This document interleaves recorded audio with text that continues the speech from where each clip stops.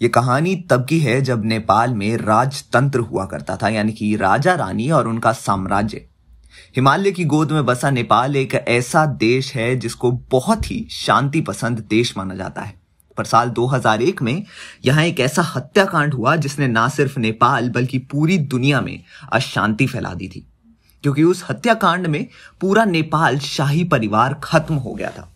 इस हत्याकांड को दरबार हत्याकांड के नाम से भी जाना जाता है और कहते हैं कि अगर ये कत्लेआम नहीं हुआ होता तो शायद नेपाल में आज भी लोकतंत्र की बजाय राजा का ही शासन होता।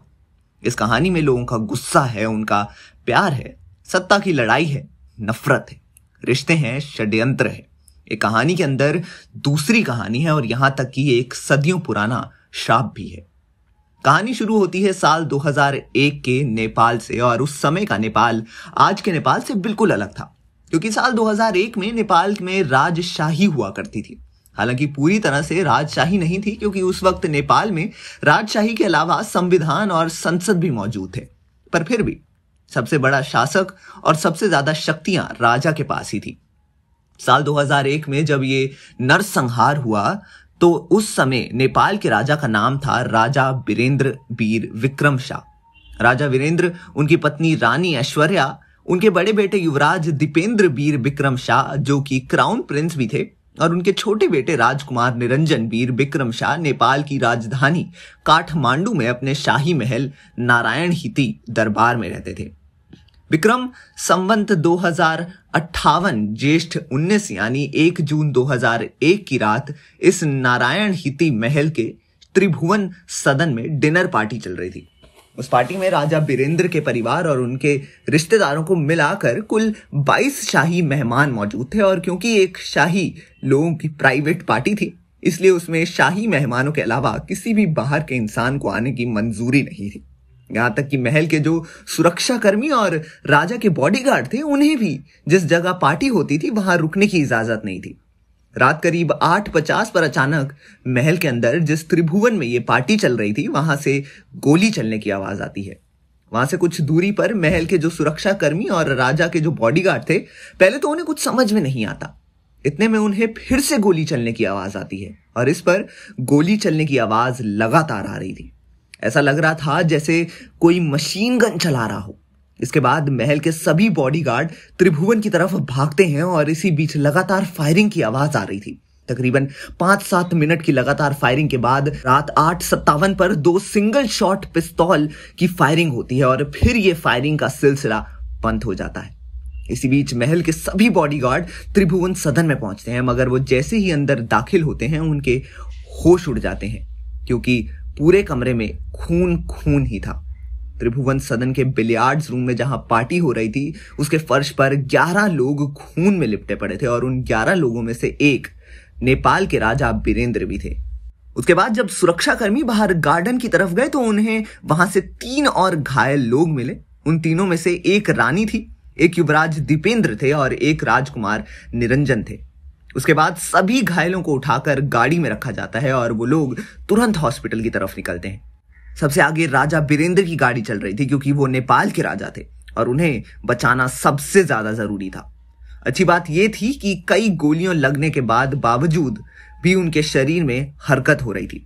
करीब 12 से 15 मिनट बाद राजा वीरेंद्र की गाड़ी नारायणी दरबार से लगभग 4-5 किलोमीटर दूर काठमांडू के आर्मी हॉस्पिटल में पहुंचती है और उनके पीछे एक एक कर बाकी की गाड़ियां भी पहुंचती हैं, जिनमें दूसरे घायल थे।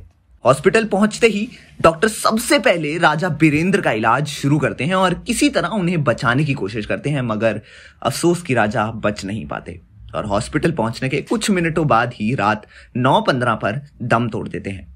उस रात एक के पीछे एक कुल 14 लोग हॉस्पिटल पहुंचे थे, जिनमें से राजा वीरेंद्र हॉस्पिटल पहुंचने के कुछ मिनटों में ही दम तोड़ चुके थे।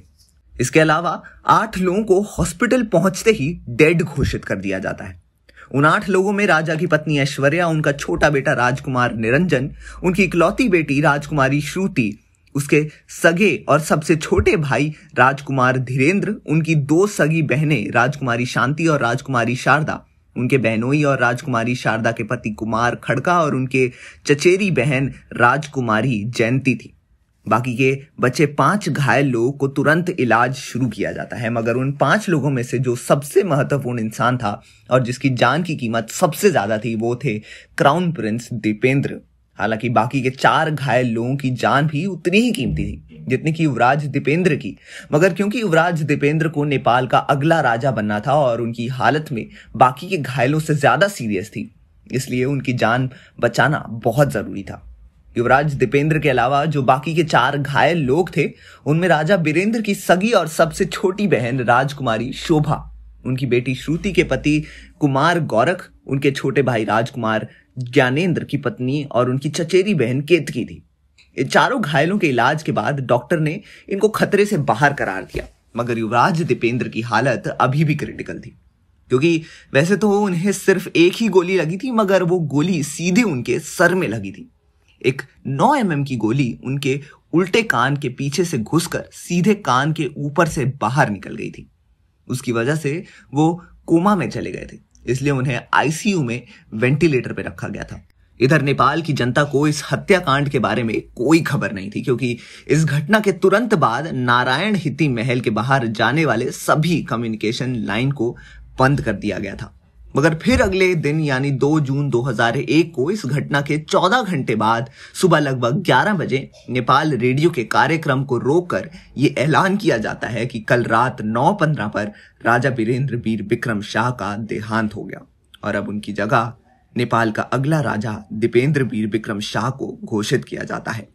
इसके बाद बाकी के जिन जिन लोगों की मौत हुई उनके बारे में भी बताया गया।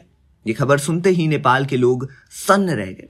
उन्हें विश्वास नहीं हो रहा था कि आखिर एक रात में पूरा परिवार कैसे खत्म हो सकता है। पूरा नेपाल सदमे में चला गया था, क्योंकि वो सभी लोग राजा बीरेंद्र को बहुत प्यार करते थे। नेपाल के लोगों उन्हें साक्षात भगवान विष्णु का अवतार मानते थे और वो भगवान अब उनसे छिन गया था। सभी लोग रो रहे थे, बिलख रहे थे। वहीं दूसरी तरफ नए राजा दीपेंद्र अब भी जिंदगी और मौत से लड़ रहे थे, इसलिए लोग उनकी सलामती के लिए दुआ भी कर रहे थे। इस हत्याकांड की खबर बहुत बड़ी थी, इसलिए देखते ही देखते ये खबर पूरी दुनिया में आग की तरह फैल गई। दुनिया भर से मीडिया के लोगों का नेपाल में जमावड़ा लग गया। शुरुआत में इस हत्याकांड को एक घटना बताया गया और कहा गया कि यह दुर्घटना ऑटोमेटिक हथियार के एक्सीडेंटल फायरिंग की वजह से हुई है, मगर नेपाल के लोगों को इस बात पर बिल्कुल भी विश्वास नहीं हुआ। उस वक्त के प्रधानमंत्री गिरिजा प्रसाद कोइराला ने भी इसे एक दुर्घटना ही करार दिया और लोगों से शांति बनाए रखने की अपील की। उसके बाद फिर उसी दिन यानी 2 जून 2001 की शाम करीब 4 बजे राजा बीरेंद्र, रानी ऐश्वर्या और उनके बाकी के परिवार वालों की शव यात्रा शुरू हुई। यह शव यात्रा आर्मी हॉस्पिटल से शुरू होकर करीब 8 किलोमीटर दूर पशुपतिनाथ मंदिर तक चली। उस शव यात्रा को देखने और उसमें शामिल होने के लिए ऐसा लग रहा था मानो पूरा नेपाल सड़कों पर उतर आया हो। देश के लाखों लोगों ने राजा के सम्मान में अपने सर मुंडवा लिए थे और किसी भी नाई के इसके लिए कोई पैसे नहीं लिए। शाम को बागमती नदी के किनारे और घाट पर सभी शाही लोगों का पूरे विधि विधान से अंतिम संस्कार किया गया। और किसने खत्म किया इस शाही परिवार को, ये गुत्थी सुलझाएंगे हम नेक्स्ट वीडियो में। और कुछ इसी तरह की कहानी होने वाली है दृश्यम 3 की, तो बने रहिए हमारे साथ, हमारे चैनल पॉलीग्राफ स्टूडियोज के साथ।